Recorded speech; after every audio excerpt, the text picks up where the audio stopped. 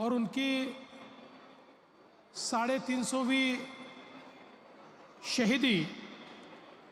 और गुरु गोविंद सिंह जी के 350वें गुरुता गद्दी, इस कार्यक्रम में मंच पर उपस्थित बाबा कुलवंत सिंह जी, जत्थेदार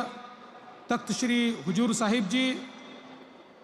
बाबा हरनाम सिंह जी, जत्थेदार दमदमी टकसाल, बलविंदर सिंह बाबा जी, साथी में उपस्थित मेरे साथी महाराष्ट्र के उप मुख्यमंत्री माननीय अजीत पवार जी, विशेष रूप से यहाँ पर पधारे हुए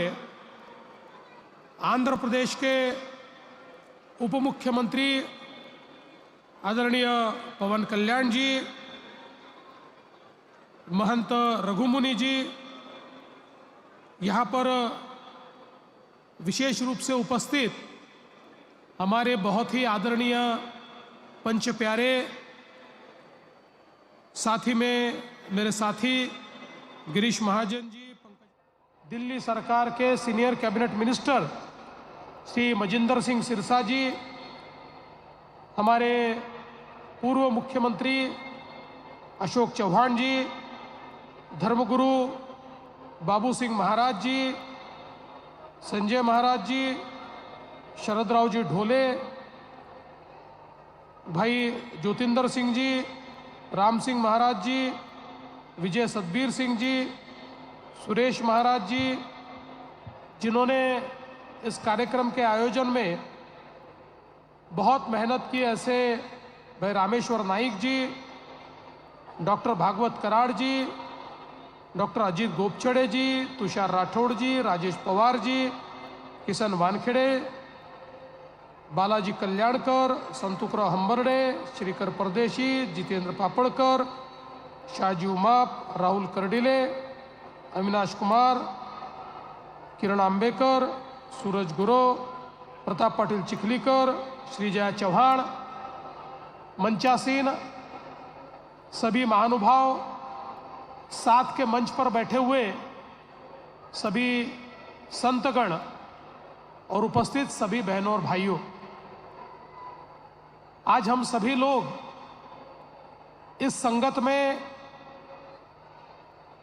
गुरुबाणी गुरु ग्रंथ साहिब जी के सामने शीश नमन करते हुए हमारे 9वें गुरु हिंद की चादर गुरु तेग बहादुर जी के पराक्रम को, उनकी वीरता को, उनके शौर्य को और उनके बलिदान को नमन करने के लिए यहाँ पर एकत्रित आए हैं। हम सभी लोग जानते हैं हमारे गुरुओं ने जो बलिदान दिया, इस देश की संस्कृति, इस देश की सभ्यता, यहाँ का विचार, यहाँ का धर्म, ये सभी बचाने के लिए ये बलिदान हुआ है। और केवल सिखों के लिए नहीं तो तमाम भारतवासियों के लिए, और केवल सिखों के लिए नहीं तो तमाम भारतवासियों के लिए ये बलिदान हमारे गुरुओं ने दिया। और जैसे बाबा जी बता रहे थे कि शायद ये बलिदान नहीं होता तो हम सब लोग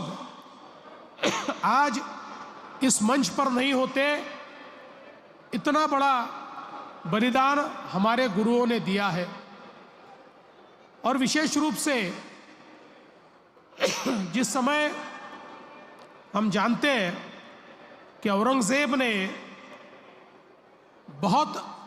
जालिम अत्याचार शुरू किए और विशेष रूप से कश्मीर में बैठे हुए पंडितों को जबरन धर्मांतरण के लिए मजबूर किया गया, तो उनके सामने बचने के लिए अपने धर्म को, अपने विचार को, अपनी संस्कृति को, अपने संस्कारों को बचाने के लिए किसके पास जाए, तो केवल एक नाम उनके सामने आया और वो नाम था 9वें गुरु तेग बहादुर सिंह जी का। वो जानते थे कि यही गुरुदेव है जो हमें बचा सकते हैं, और वे गुरुजी तक पहुंचे और गुरुजी ने भी ये जिम्मेदारी ली कि हम आपको बचाएंगे, और उस जिम्मेदारी का निर्वाह करते हुए जिस समय औरंगजेब ने गुरुजी को कैद किया और उनको ये कहा कि या तो आप धर्म बदल लीजिए या फिर आप मरने के लिए तैयार हो जाइए, उस समय उस क्रूरता के सामने गुरुजी डरे नहीं, निडरता के साथ उन्होंने अपने विचारों की, संस्कारों की और विशेष रूप से सनातन धर्म की रक्षा का जो संकल्प लिया था, उस संकल्प को दोहराया। और हम सभी जानते हैं कि गुरुजी के साथी भाई सतीदास, भाई मतीदास, सभी लोग इतनी बर्बरता के साथ उनको मारा गया, किसी के टुकड़े कर दिए गए, किसी को गरम पानी में, गरम तेल में झोंक दिया गया, और उसके बाद गुरुजी को भी, उनका भी शीश काट दिया गया, और मानो एक संदेशा देने का प्रयास हुआ कि जो हमारी बात नहीं सुनेगा उसका यही हश्र होगा। लेकिन औरंगजेब ये जानता नहीं था कि गुरुजी की कुर्बानी से पूरे देश के अंदर इस प्रकार की प्रतिबद्धता निर्माण होगी कि उसके इरादे कभी पूरे नहीं होंगे, और वो इरादे कभी पूरे नहीं हुए। और उस समय जब औरंगजेब ने ऐलान किया था कि गुरुजी को कोई भी अंतिम संस्कार नहीं देगा, उनके शीश को, उनके शरीर को कोई अंतिम संस्कार नहीं मिलेगा, दिल्ली के चांदनी चौक में बर्बरता के साथ गुरुदेव का देह पड़ा था। ऐसे समय लकीशा बंजारा जी ने अपने प्रयासों से उनके शरीर को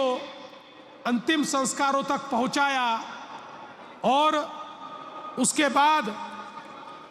उन्हीं के सुपुत्र गुरु गोविंद सिंह जी ये 10वें पातशाह बने। और 10वीं पातशाही गुरु गोविंद सिंह जी ने तो इस प्रकार का बलिदान दिया। हम सभी लोग जानते हैं कि उनके 2 बेटों को पहले मारा गया, उसके बाद 2 बेटों को दीवालों में चुनवा दिया गया, और दीवालों में चुनवाने के बावजूद न बेटों ने हार मानी, न गुरुजी ने हार मानी। वे लगातार धर्म की रक्षा के लिए, अपने देश की रक्षा के लिए लड़ते रहे। इसलिए ये जो हमारा इतिहास है, ये बहुत वीरता का इतिहास है, शौर्य का इतिहास है, और ये इतिहास केवल सिख पंथ तक, सिखों तक सीमित नहीं होना चाहिए। तो भारत के जन जन को ये पता होना चाहिए कि हमारे गुरुओं ने केवल सिखों के लिए बलिदान नहीं किया, समूची मानवता के लिए ये बलिदान किया है। इसीलिए इस कार्यक्रम का आयोजन हमने किया, और विशेष रूप से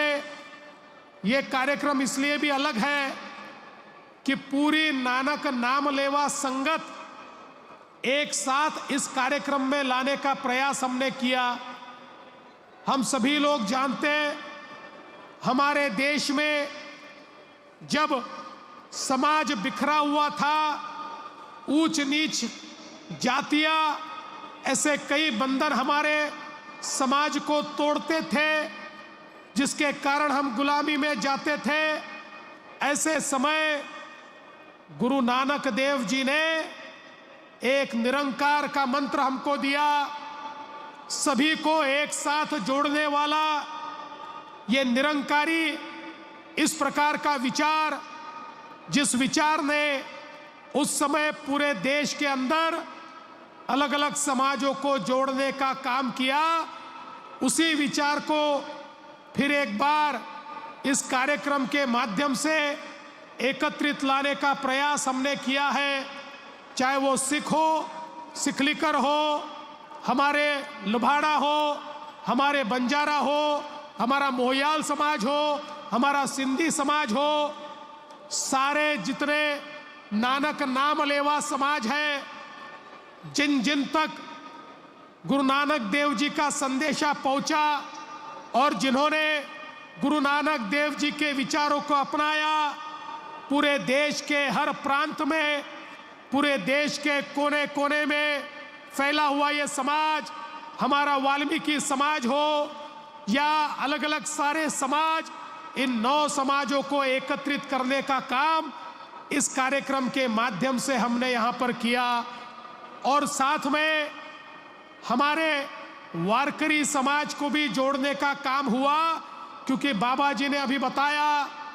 हमारे नामदेव जी, संत नामदेव जी, भगत नामदेव जी, ये नरसी से निकले और घुमान तक गए, और घुमान में पंजाब में उनकी समाधि बनी। और नामदेव जी ने जो विचार रखे, नामदेव जी ने जो श्लोक बताए, जो पंक्तियां बताई, जो विचार बताए, उनको गुरु ग्रंथ साहिब जी में भी बहुत महत्वपूर्ण स्थान मिला, और वो भी, उनके विचार भी गुरुवाणी में परिवर्तित हुए। इस प्रकार से महाराष्ट्र के हमारे इस विचार का और हमारे वारकरी संप्रदाय का हमारे सिख समाज के साथ एक अनूठा नाता जुड़ा। आज भी हम लोग देखते हैं, हमारे नरसी में हमारे सिख समाज के लोग आते हैं। और जैसा कि हम जानते हैं, दशम गुरु गुरु गोविंद सिंह जी ने बहुत लंबा समय इसी नांदेड़ में बिताया, और यही नांदेड़ की धरती है जो उनके कारण पवित्र हुई है। इस पवित्र नांदेड़ की धरती ने इस हमारे संबंध को, हमारे रिश्ते को बहुत मजबूत करने का काम किया।